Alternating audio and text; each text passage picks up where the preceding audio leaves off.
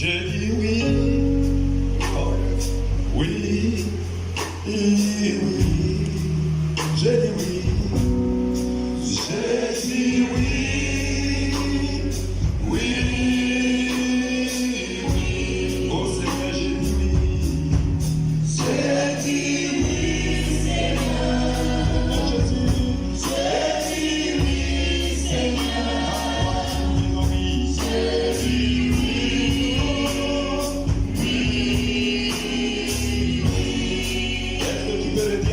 I say yes. I say yes.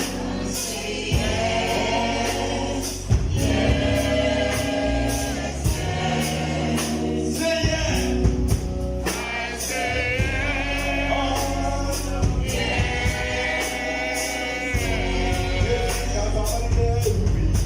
I say yes. Oh,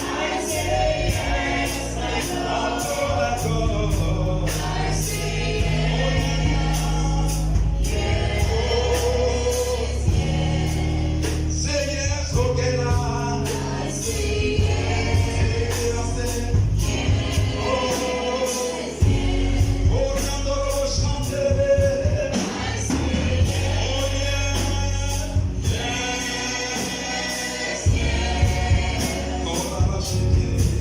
I say yes, my Lord. I say yes, my Lord. I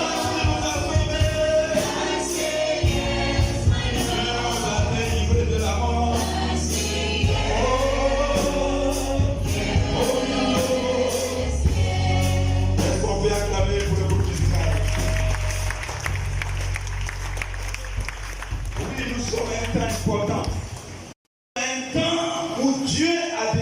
manifester sa puissance.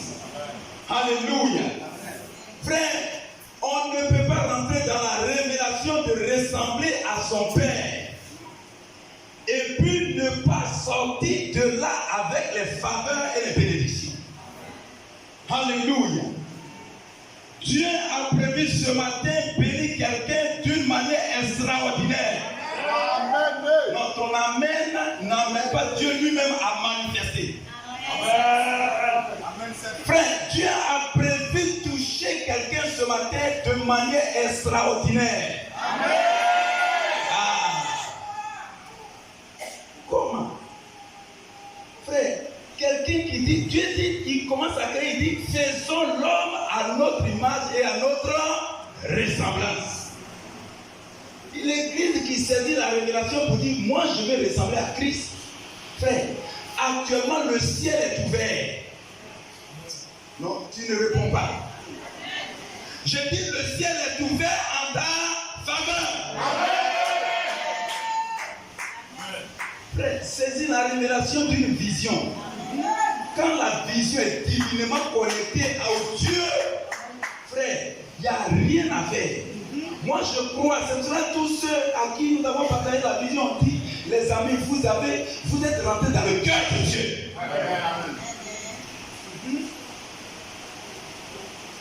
Tous qui disent dirigent l'église aujourd'hui cherchent à ressembler à Christ. Mais qui saisit la révélation pour dire, Seigneur, moi je vais te ressembler. Quand on arrive à ce niveau-là, vous avez vu, il y a des codes qui accompagnent. Parce qu'il y a des principes qui doivent accompagner. C'est le lieu où on décide de nous laisser presser par Dieu lui-même. Un homme de Dieu me disait, il dit, celui qui dit que Dieu m'utilise, Dieu va te mettre comme un tapis. Lui-même va venir, il va sauter sur toi. Tant que le bout de ton doigt, quand il est en train de passer sur toi, si tu ne réponds pas, ah j'ai mal, ça veut dire que tu es prêt. Mais quand tu commences à dire, ah Dieu ici ça me fait mal, pour Dieu c'est que tu n'es pas encore prêt. Amen. Alléluia. Amen. Frère, je crois que le ciel est ouvert et les anges sont en train de monter et descendre parce que vos différentes prières sont déjà montées. Il ne reste que le temps où ces anges vont descendre. Et ce matin, les anges sont prêts à descendre. Amen. Frère, c'est clair. Il y a une provision divine qui est dégagée. L'atmosphère est dégagée parce que la vision est plantée. Frère, on est rentré dans la révélation de l'obéissance. Oh, c'est l'obéissance qui amène Dieu à agir. Frère, c'est parce qu'Abraham a obéi que Dieu s'est c'est lui-même donné. Amen. Alléluia. Oh, je crois que Dieu veut faire quelque chose. Frère, quand on rentre dans la révélation de Dieu, la puissance de Dieu s'engage. Amen, amen, amen. Et quand on est dans cette dimension, ne regardez plus forcément. Ce que nous avons à faire, c'est d'aller évangéliser. Ce que nous avons à faire, c'est de parler de Dieu. Mais le reste, laissons Dieu faire. Nous allons prendre nos Bibles. Il y a un nouveau livre qu'on va lire ce matin. Rabakasa Kayanda. André, tu vas me prendre le livre de Adassa. Qui a dit Adassa? J'ai dit Adassa. Acclamez le Seigneur. Alléluia. Frère, il faut être dans la révélation des choses. Si tu ne connais pas la Bible, c'est grave. Parce que ça veut dire que Dieu ne te connaît pas. La Bible dit au commencement était la parole. Et la parole était avec Dieu. Et la parole était Dieu. Donc si la parole est Dieu, ça veut dire que tu dois t'arranger pour connaître Dieu. Ça, il n'y a pas. La Bible dit, pardon, c'est pas la Bible. Les hommes de la loi disent, nul n'est censé ignorer la loi. Ça veut dire que tu dois t'arranger. Si tu dois payer tous les documents de loi pour lire, ça c'est ton affaire. Mais si tu ne connais pas le jour de son application, là, ça va t'apporter. Alléluia. Nous sommes arrivés, nous allons commencer à lire à partir du chapitre 2 du livre d'Adassa.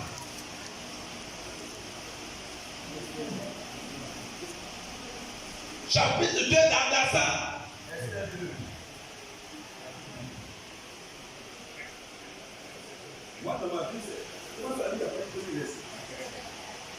Esther 2, à partir du verset 1er.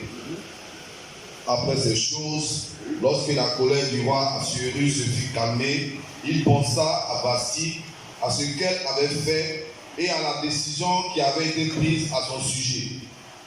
Alors ceux qui servaient le roi dirent qu'on cherche pour le roi des jeunes filles vierges et belles de figure, que le roi établisse dans toutes les provinces de son royaume des commissaires chargés de rassembler toutes les jeunes filles vierges et belles de figure à Suse, la capitale, dans la maison des femmes, sous la surveillance des guets, eunuques du roi et gardien des femmes, qui leur donnera les choses nécessaires pour leur toilette. Et que la jeune fille qui plaira au roi devienne reine à la place de Vasti. Cet avis eut l'approbation du roi et il fit ainsi. Il y avait dans Suse, la capitale, un juif nommé Mardoché, fils de Jaï, fils de Chiméi, fils de Kis, l'homme de Benjamin, qui avait été amené de Jérusalem parmi les captifs déportés avec Jéconia, roi de Juda, par Nebuchadnezzar, roi de Babylone. Ils élevèrent Adassa, qui est Esther, fille de son nom, car elle n'avait ni père ni mère. La jeune fille était belle de taille et belle de figure. À la mort de son père et de sa mère, Mardoché l'avait adoptée pour fille. Lorsqu'on eut publié l'ordre du roi et son édit, et qu'un grand nombre de jeunes filles furent rassemblées à Suse, la capitale, sous la surveillance des Gaïs, Esther fut aussi prise et conduite dans la maison du roi, sous la surveillance des Gaïs, gardiens des femmes. La jeune fille lui plut et trouva grâce devant lui. Il s'empressa de lui fournir les choses nécessaires pour sa toilette et pour sa subsistance. Lui donna cette jeune fille choisie dans la maison du roi et la plaça avec ses jeunes filles dans le meilleur appartement de la maison des femmes. Esther ne fit connaître ni son peuple, ni sa naissance, car Mardoché lui avait défendu d'en parler. Et chaque jour, Mardoché allait et venait dans la cour de la maison des femmes pour savoir comment se portait Esther et comment on la traitait. Chaque jeune fille allait à son tour vers le roi Assuérus, après avoir employé 12 mois à s'acquitter de ce qui était prescrit aux femmes. Pendant ce temps, elles prenaient soin de leur toilette 6 mois avec de l'huile de myrrhe et 6 mois avec des aromates et des parfums en usage parmi les femmes. C'est ainsi que chaque fille allait vers le roi, et quand elle passait de la maison des femmes dans la maison du roi, on lui laissait prendre avec elle tout ce qu'elle voulait. Elle y allait le soir, et le lendemain matin, elle passait dans la seconde maison des femmes sous la surveillance de Shakgaz. Shakgaz, eunuque du roi et gardien des concubines. Elle ne retournait plus vers le roi, à moins que le roi n'en eût le désir et qu'elle ne fût appelée par son nom. Lorsque son tour d'aller vers le roi fut arrivé, Esther, fille d'Abicaï, homme de Maloché, qui l'avait adoptée pour fille, lui demanda que ce qui lui fut désigné par Ikaï, eunuque du roi et gardien des femmes. Esther trouvait grâce aux yeux de tous ceux qui la voyaient. Esther fut conduite aussi auprès du roi Assuérus dans la maison royale, le 10e mois qui était le mois de Tébet, la 7e année de son règne. Le roi aimait Esther plus que toutes les autres femmes, et elle obtint grâce et faveur devant lui plus que toutes les autres jeunes filles. Il mit la couronne royale sur sa tête et la fit reine de la place de Bastille. Le roi donna un grand festin à tous ses princes et à ses serviteurs, un festin en l'honneur d'Esther. Il accorda du repos aux provinces et fit des présents avec une libéralité royale. Alléluia. Est-ce que tu peux acclamer ce merveilleux texte? Est-ce que tu peux acclamer le Seigneur puissamment? Alléluia.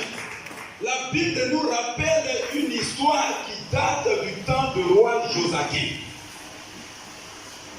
La Bible nous rappelle que le roi Joachim était l'avant-dernier roi avant la destruction de tout Jérusalem.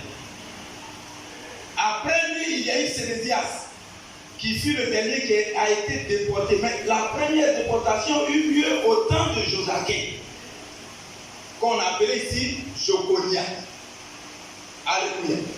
Frère, ce roi, la Bible s'est mal comporté, comme d'ailleurs son père qu'on appelait Joachim. Et c'était au temps où Nebuchadnezzar était tout puissant. Mais avant le règne de Nebuchadnezzar, c'était le pharaon qui régnait en son temps. Et le pharaon Néco, celui qui a renversé son père. Et le pharaon Néco, quand il a régné, son temps arrivait au déclin et c'est Nebuchadnezzar, son tour de règne avait commencé depuis Babylone. Et c'est en ce moment-là, lui renverse Joachim et c'est son fils Joachim qui met en place. Alléluia.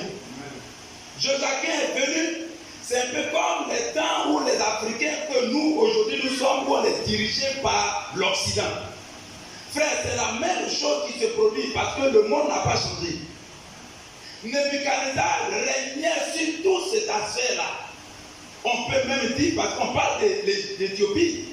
Donc, quand tu commences à lire le premier chapitre des Esther, tu vas comprendre qu'on commence à définir toute cette situation et puis à quel niveau ce roi Assyrus dont on va parler va commencer à régner. On dit son règne s'étendait jusqu'à l'Éthiopie.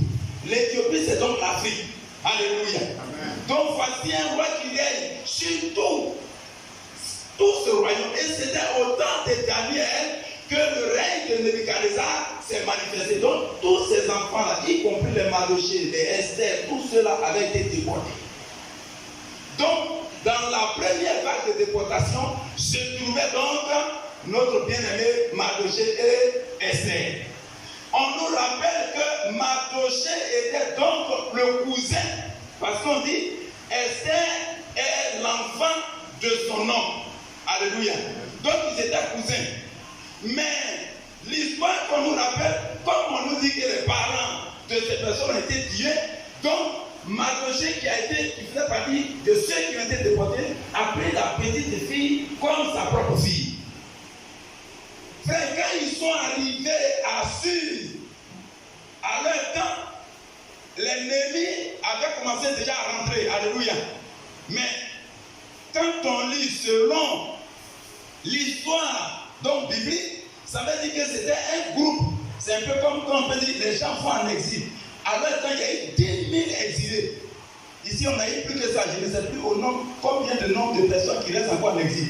Mais on a constaté qu'il y a eu des rentrées, chaque fois un groupe rentre, chaque fois un groupe rentre, mais il y a encore une partie d'exilés. C'est la même situation. Donc les saints faisaient partie de ceux qui n'ont pas pu rentrer en ce moment-là. Mais la révélation qu'il y a dans cette affaire, malgré que les gens rentraient, eux ils sont restés sous le règne de ce roi Mède, qu'on appelle Assuérus. Assuérus régnait. Il avait près de 120 provinces. Et son pouvoir et son autorité s'étend sur l'Afrique, sur l'Inde. Et tout ce qu'on appelle la région où les Mèdes ont régné, c'est la région de Babylone, donc l'Europe. Ça veut dire qu'il régnait sur le monde. Alléluia. Frère, c'était un roi puissant. C'était un roi qui avait la grandeur, qui aimait aussi la fête, qui aimait se réjouir. Quand il est venu au pouvoir, il a voulu se réjouir un temps. Alléluia. Et la Bible nous rappelle qu'ils ont fait fête pendant près de, ensuite on dit 180 jours. Alléluia. 180 jours de fête. Il appelait tous les princes des autres régions. Encore une fois ici, il appelait le président Lassane. Il appelait les autres. Et puis ils se sont retrouvés là-bas. Ils ont commencé à faire fête. Pendant 180 jours. Alléluia. Frère, et moi j'étais là. Frère, si tu n'es pas là, c'est que tu n'es pas dans la révélation. Frère, tout ce qui concerne Israël me concerne. Alléluia. Frère, il s'agit de l'histoire de l'Église. Si tu n'es pas concerné par ce qui concerne l'Église, notre Seigneur Jésus lui-même il dit le salut vient de qui? Des Juifs. En ce qui concerne les Juifs, si ça ne te concerne pas, frère, tu es bidé dans cette affaire. Tu risques d'être comme un ramassé qui accompagne Israël. Mais il n'est pas dans la révélation. Parce que ceux qui sont des ramassés ne connaissent pas la vision. Ceux qui connaissent la vision, c'est eux qui marchent dans les pas de Dieu. C'est ceux qui cherchent à se ressembler. Et je crois qu'à l'EPM, on veut ressembler à Christ. Amen. Alléluia. Amen. Donc, ils se sont retrouvés, ils ont fait la fête. Quand les 180 jours sont finis, les gens sont rentrés chez eux. Mais le roi, il aime tellement amusement qu'il va prendre encore 7 jours. Alléluia. Ah. La Bible dit, il va prendre 7 jours. Il dit un festin qui durera 7 jours dans la cour du jardin de la maison royale. Frère, le roi a pris sur lui une particularité, un temps, un petit groupe qui s'est retiré. Des gens, vraiment, si on peut dire des gens spéciaux, des confidents. Vous savez, quand les présidents font réception, ce n'est pas tout le monde qui va là-bas. Même si c'est nous tous qui l'avons élu, mais il ne nous reçoit pas nous tous. Quand tu veux arriver, on dit où est ta carte d'invitation? Qui t'a invité ici? Alléluia. Frère, c'est à cette occasion le roi va se trouver. Mais moi, je crois que ce jour-là, c'était pour que moi, je devienne chrétien, que le roi a organisé cette festin-là. Amen. Aïe. Parce que la suite nous démontre que si ce n'était pas ce jour-là, rien n'allait se produire. Frère, j'ai compris que quand Dieu veut, Dieu approuve la foi d'un homme. La Bible dit il dispose favorablement à son emploi, même ses adversaires ou ses ennemis. Amen. Donc Dieu avait déjà tout planifié parce qu'il est le maître des temps et des circonstances. Dieu savait ce qu'il allait se passer. Dieu savait ce qu'il a prévu. Dieu savait ce qu'il avait programmé. Frère, ce matin, Dieu a programmé une situation merveilleuse pour toi. Amen. Ton amen ne m'encourage pas. Amen. À cette occasion, frère, quand Dieu approuve ta voix, il va commencer à te restaurer. Vous savez, la restauration, ça fait mal. Alléluia. Quand on parle de restauration, les gens pensent que ça passe facilement comme ça. Restaurer quelqu'un, c'est le mettre en état. Alléluia. Mais il va plus loin. En plus de te restaurer, il va te régénérer. Alléluia. Te transformer. Te reformater. Quand Dieu décide, il commence à la restauration, mais c'est des choses qui ne se font pas. C'est pas, je ne suis pas en train de dire, bon, je vais utiliser un terme que des hommes politiques ont dit concomitamment. Alléluia. Frère, Dieu va commencer à faire les choses concomitamment. Peut-être que tu vas sentir la guérison quelque part. Peut-être que tu vas sentir, mais pendant qu'il commence, tu ne vas pas sentir la main de Dieu. Alléluia. Amen. Dieu va organiser un festin. Et à ce festin, la Bible dit, il y a une femme de ce roi, ou bien la femme du roi. Le roi dit à ses amis, ma femme est belle. Il n'y a pas une femme qui soit comme celle-là. Waouh! Pendant que je suis en train de parler, il y a quelqu'un, Dieu est en train de mener un combat pour toi. Dieu est en train de mener un combat et de la même manière la situation s'est passée. Je ne sais pas si c'est dans ton travail ou c'est dans ta maison, mais Dieu est en train de mener un combat et le combat de Dieu va révéler la puissance de Dieu, va révéler la gloire de Dieu, va révéler que c'est toi qui vas t'en sortir vainqueur. C'est Esther dans son ignorance, jeune fille dans sa maison. Dieu était en train de faire un travail de restauration. Elle est à l'étranger. Normalement, comment tu as fait, tu es en déportation, qu'est-ce qui va t'intéresser d'en faire des gens qui sont dans leur pays? Donc elle, ce n'est pas son affaire. Mais dans son ignorance, Dieu était en train de travailler. Comme dans le livre de Jean, le chapitre 5, frère, on dit à une il y avait une piscine, à l'occasion d'une fête, il y avait plusieurs paralytiques sous les portiques d'une piscine.